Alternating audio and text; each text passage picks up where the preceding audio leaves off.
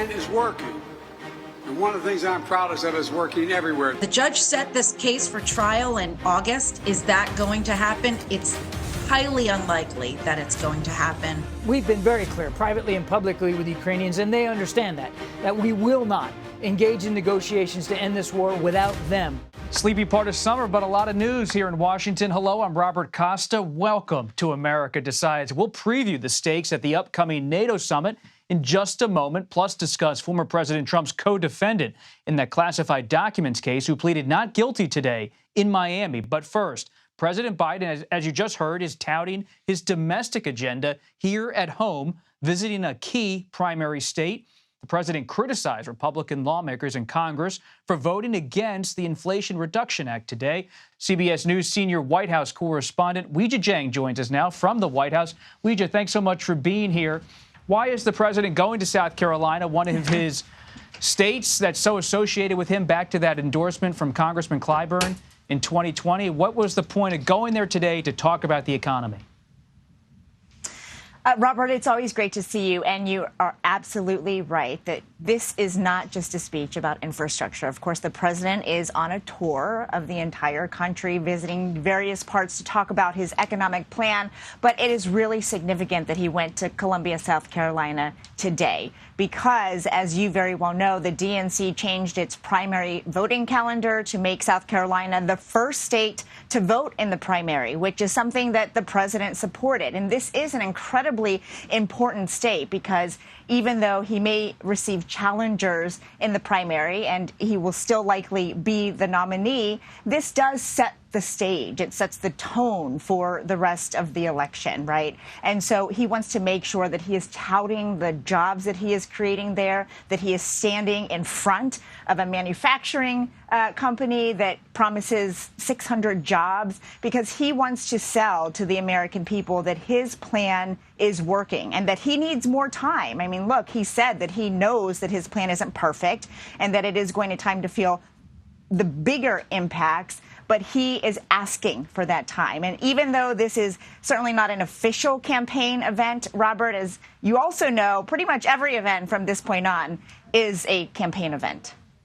So when you open your notebook and look at the calendar, look at the map, where do you expect the president to head next in the summer and in the fall? I mean, it's interesting. He's going to the South. Yes, South Carolina has a lot of connection to him. But where else do you expect this White House to want to put him out there? I think he will be seeing a lot of the Midwest. I think certainly that he'll be going to Wisconsin and Michigan. He's already made visits there because these are the states that will make the biggest difference for him when it comes to the general election. But I do expect that he will also make more West Coast swings. He's already done that this summer to raise money and really fan out across the country. But it's not just about President Biden. The vice president is out. His cabinet secretaries are out in various places touting Bidenomics, which is what they are calling his economic plan. That is backfiring in some places, though. Republicans using that to emphasize his inflation and what they are calling his poor record on the economy. But I do think he's going to hit the states where it's going to matter the most. I'm sure we'll see him back in my home state of Pennsylvania sometime soon as well. Weijia Jiang, thank you very much.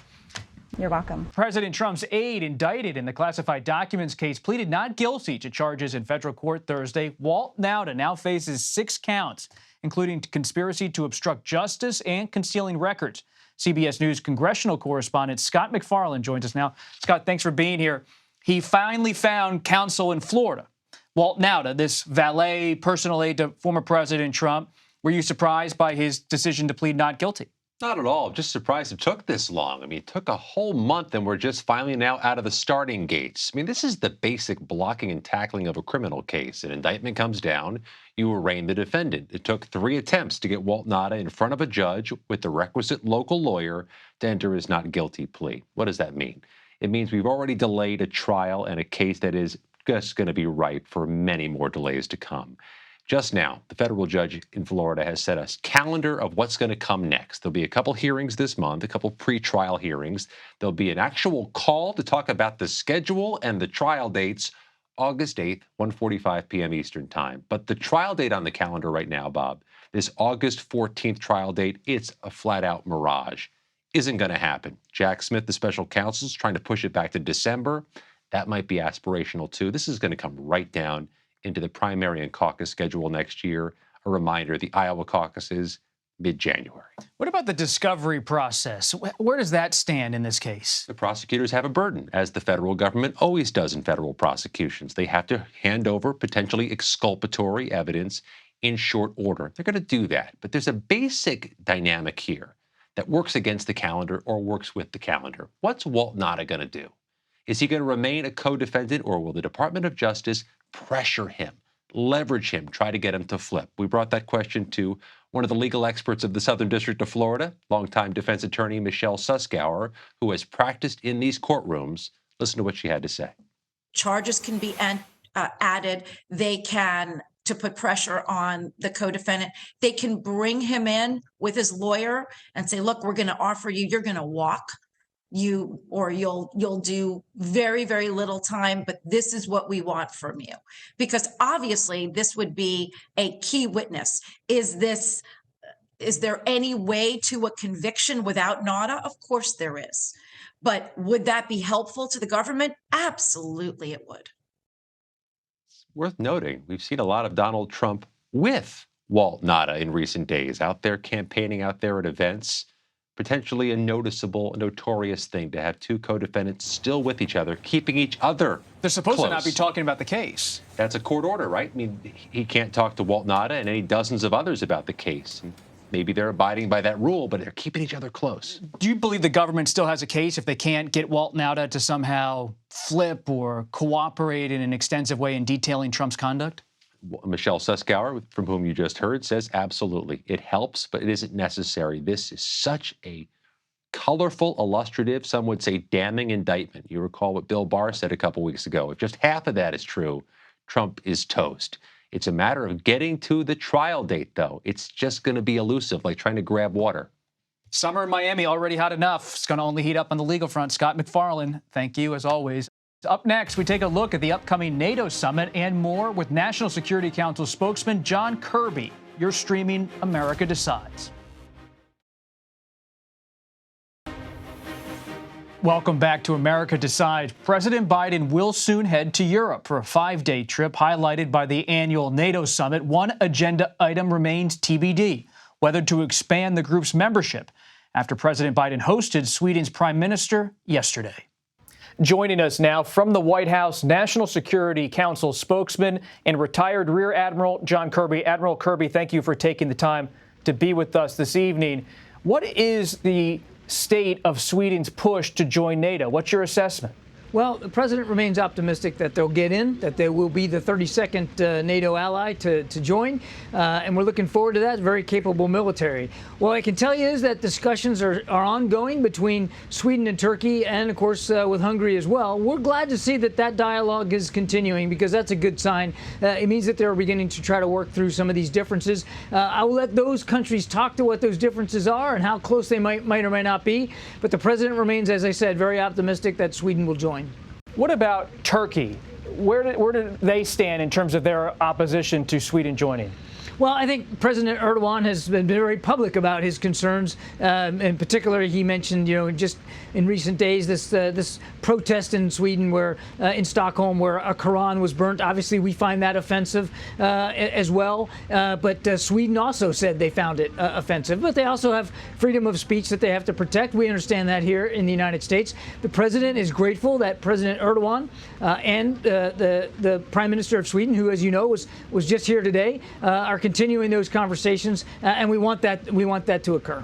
So, Admiral, those conversations are ongoing, but President Biden's someone I started covering when he was vice president, and he would often come back to his old haunting grounds, the U.S. Senate, where he was chairman of the Senate Foreign Relations Committee. He has so much experience on the foreign policy front. What can he do in the coming days when he heads to Europe to try to nudge this along without getting in front of these ongoing conversations? That's exactly right. He's going to want to respect these conversations and that dialogue, and he's going to want to make sure that the parties all know that he's respectful of their ability to work this out together. But of course, he will talk to allies and partners across the realm of the alliance about the importance of Sweden joining, how much capability they'll be able to bring to NATO's military operations and training events, and he'll continue to encourage all sides to have that dialogue and work these issues out. If you're an American who's not paying close attention to foreign policy and you're watching this and wondering, well, why does it matter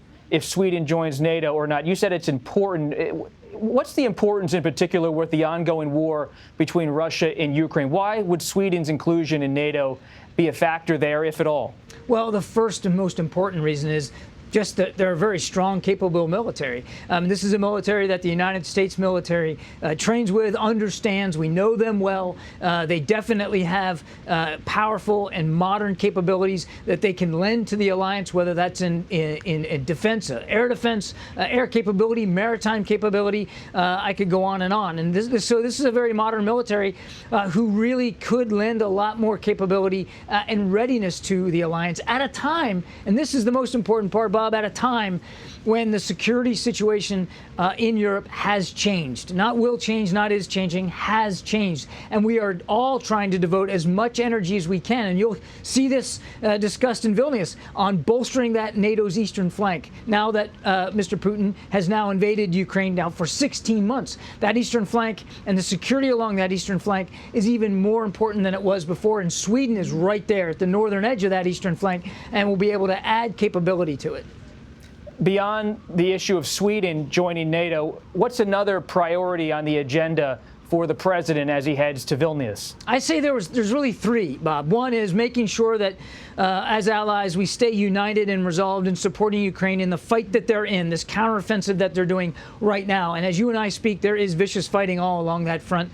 We need to make sure that we're all seeing it with the same sight picture and doing everything we can to continue to support Ukraine. Number two, it's having a robust discussion with allies and partners about what the long-term defense needs of Ukraine are going to be when the war is over. Now, this is something that Secretary Austin at the Pentagon has been talking about for many, many months. It's important that the allies begin to resolve themselves around what those kind of commitments are going to need to be, because no matter how or when this war ends, Ukraine's going to have a long border with Russia that they're going to need to protect against. And number three, and this is no less important, we just kind of touched on this a minute ago, is making sure the alliance stays ready for the changed environment that is on the European continent, making sure that as an alliance we're doing all we can to include defense spending to make sure that that eastern flank stays strong and resilient.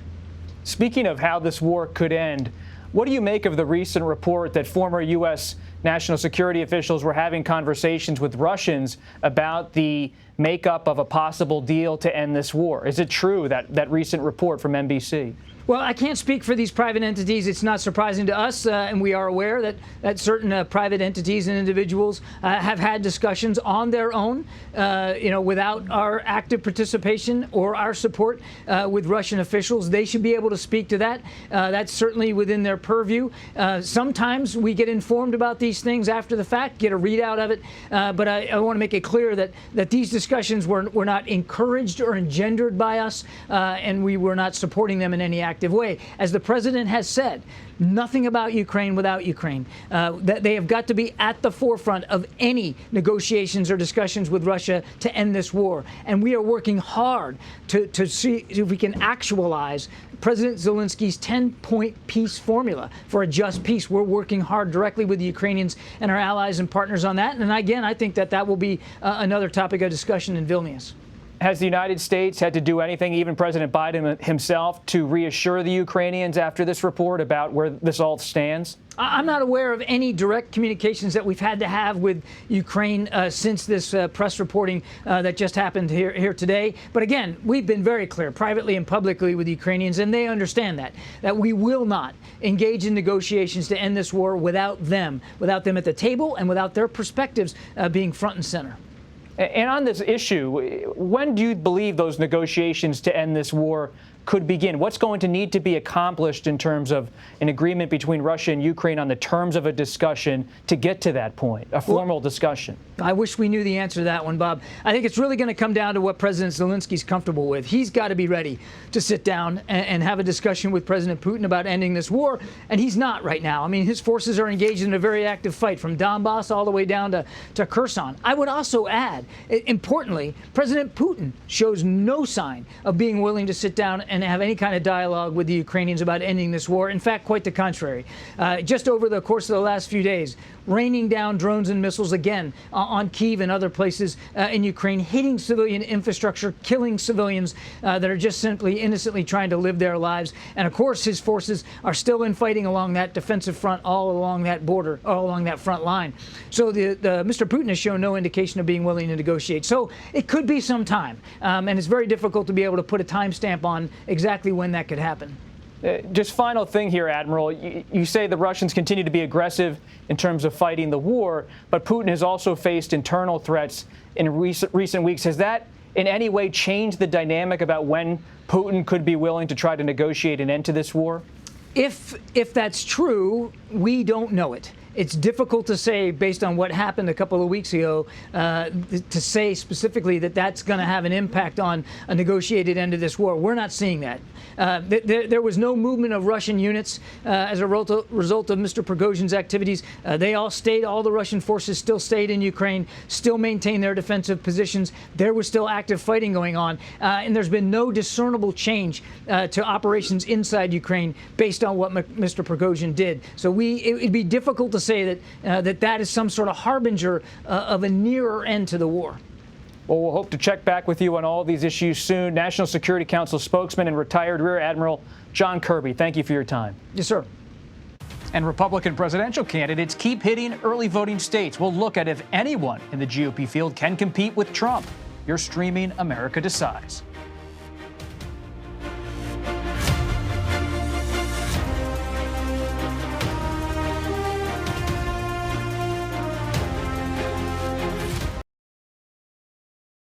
I'm somebody that I don't really buy into the rich need to pay their fair share. I mean, when you look at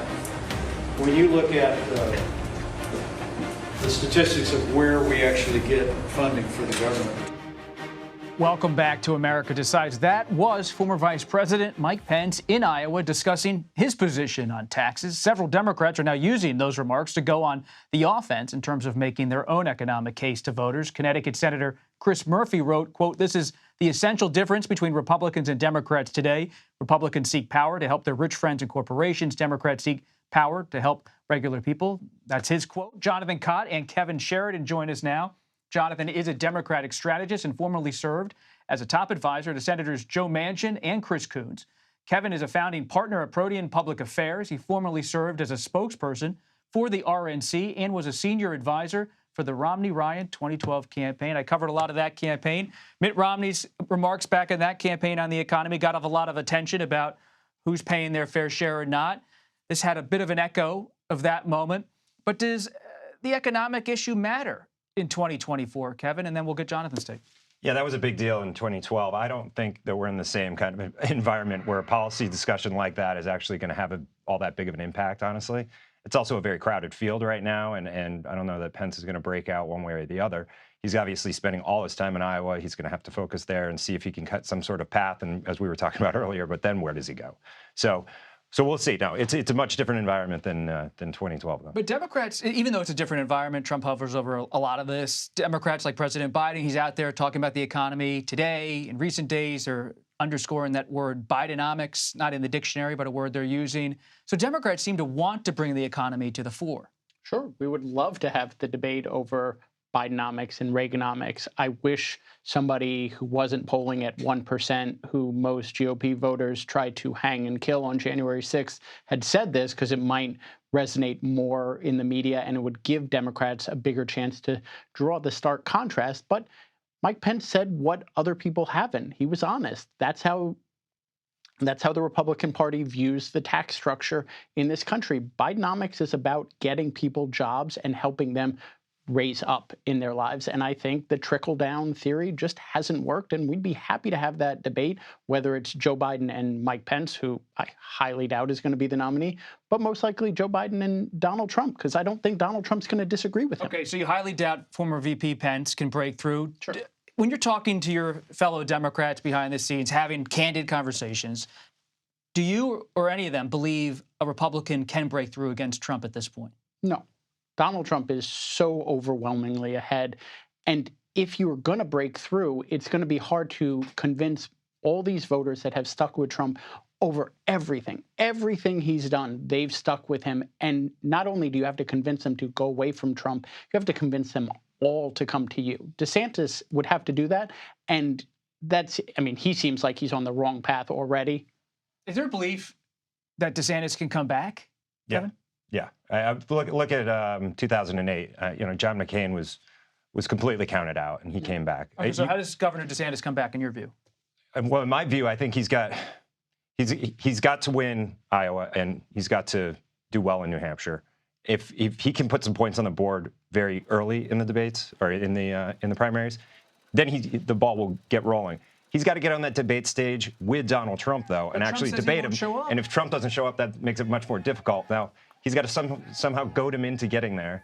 And, that's probably going to be picking a fight with him.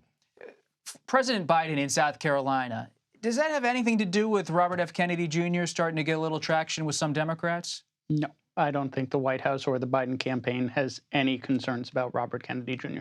Robert Kennedy Jr. is backed by more Republicans than he is Democrats. This is a guy that Steve Bannon, Roger Stone are supportive of. I think he's a kook. He has no business being in this race. The Biden campaign should pay no attention to him. I think what they're doing is going out there and campaigning on his record. The best campaign the president can do is continue to be a successful president and just keep doing events like this where he's announcing 600 jobs based on legislation he helped get passed. That's all they're focused on. RFK Jr. is at 20% in the polls. That's not nothing. Well, it's depending on which poll you're asking. Yeah. I mean, he definitely has some growing support, but the question is, does he have a political coalition that's going to be a threat in a primary? I want to get your take, though, on foreign policy. We just heard from John Kirby, spokesman for the NSC.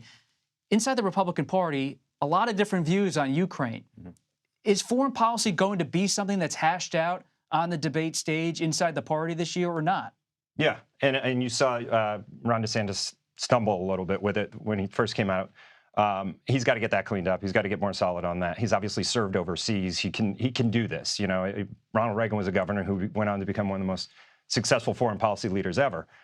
So the governors always have that challenge. He's got to get briefed. He's got to be, on top of his book. He's got to know what he's talking about. They all do. They all need to do this because none of them have actually done foreign policy before. And a big question, though, for Governor DeSantis is, where does he align? You said he stumbled a bit. He started talking about it maybe being a dispute with Russia and Ukraine and kind of its own. He needs to stay true to himself and go back to what he more like was the in the Bush House. International. Yeah, I think he can take foreign policy. Yeah, he could take a nuanced approach to it, but he can't be somebody who he's not. He's got to stay true to himself, and that is a hawkish, muscular foreign policy. Any thoughts on foreign policy? Will Biden use it to sell it? Sure, he should use it. He has rallied, our allies and is helping Ukraine. Russia is in tatters, and I think there would be a great comparison in a general election. Look, Mike Pence is using Ukraine to try to break out. I don't know if it's going to work, but once that division gets settled, I think it's a worthwhile debate to have in the general election. Jonathan Cott, Kevin Sheridan, thanks so much for stopping by. America Decides. We appreciate it. That does it for today. You can stream us Monday to Thursday at 5 p.m. Eastern. You're streaming CBS News.